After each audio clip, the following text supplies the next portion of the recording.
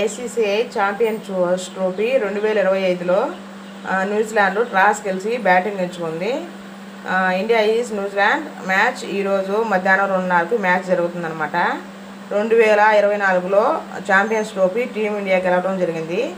ఈరోజు కూడా 2025లో champions trophy team India గెలవాలని కోరుకుందాం అందరమే. ఓకేనా, థ్యాంక్ యూ. మ్యాచ్ ప్రతి ఎవ్రీ సెకండ్కి ఒకసారి మ్యాచ్ అనేది మీకు పెడతాను ఖచ్చితంగా. ఓకేనా, థ్యాంక్ యూ.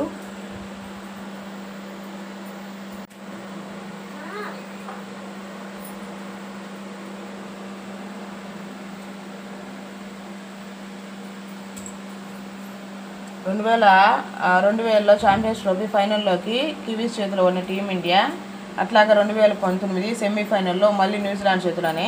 కాకపోతే ఈరోజు మనం టీమిండియా ఛాంపియన్స్ ట్రోఫీ గెలవాలని కోరుకుంటున్నాం.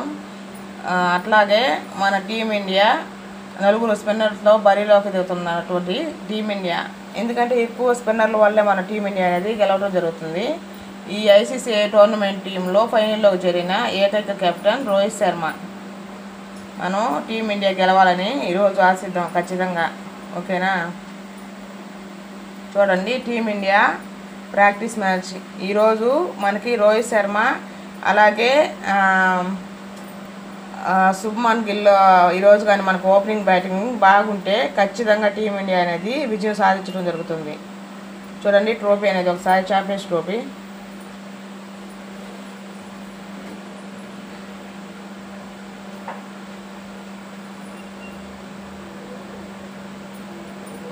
ఐసీసీఐ ఛాంపియన్స్ ట్రోఫీ 2025లో టీమిండియా న్యూజిలాండ్ టాస్ వేసింది కదా. న్యూజిలాండ్ టీము టాస్ గెలిచి బ్యాటింగ్ ఎంచుకుంది. టీమిండియా బౌలింగ్ చేయడం జరుగుతుంది.